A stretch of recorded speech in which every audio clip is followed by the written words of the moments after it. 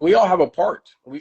And the problem is we keep pointing fingers back and forth, and the finger can be pointed both ways, but we have to understand the responsibility. Women, you guys are the initial like defense against a bad relationship, a bad African American relationship, a bad relationship period. You guys are the first defense, and we're not educating our sisters, and our sisters are not receiving those lessons on how do you verify a provider, protector, leader, lover, man. Or and let's go back even further. Most women don't even think a provider, protector, leader, lover is what they need. I hear things like, I want a six-figure man that's 6 foot and got 6 inches and a six pack.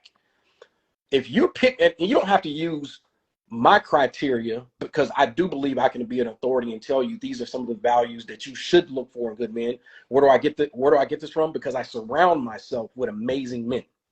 Okay, my brothers, my friends, the people that that are in my circle are amazing. They're all provider, protector, leader, lovers, and with them being a leader, they understand that they have to listen to their woman and take inputs, because a leader does that. They have to communicate, and take inputs. That doesn't. But here, when it comes down logically, we have 2 votes.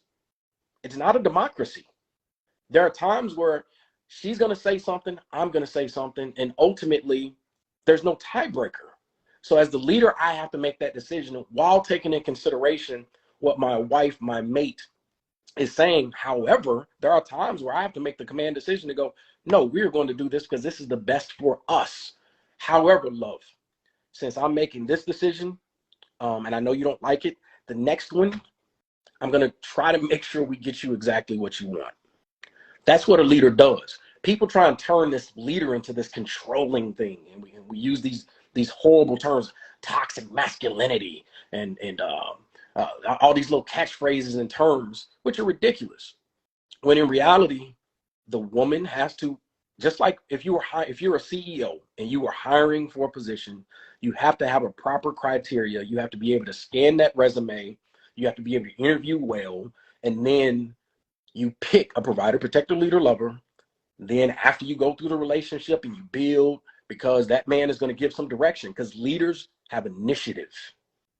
He's going to come up with a plan of where we are going. How are we going to end up cohabitating? When are we going to move together? When are we getting married? When are we going to have kids? There's going to be a plan that's going to be communicated with his woman.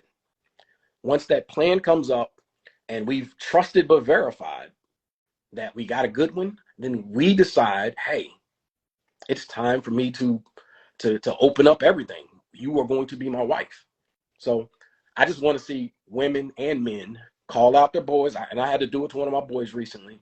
He picked a bad wife. She's horrible. She's horrible. He didn't tell any of his friends he was about to get married because he was embarrassed. He knew she was a bum. And so I told him, you picked her. You decided to marry this woman. It's ridiculous that you picked her. And you're in charge of picking a wife, just like women are in charge of picking a boyfriend, a baby daddy, a person that they're going to date, and giving out that phone number. And man can't take sex from you because you also give us that. So essentially, if you're giving us your time, and most women also, after a little bit of time, also give us sex, you're picking a sexual partner, which could possibly end up being a father. And then when you take it more serious like that and go, wow, if I go out with this man could potentially be a father to my child, I think you'll start getting more specific in what you should be picking versus he gives me butterflies and makes me feel good.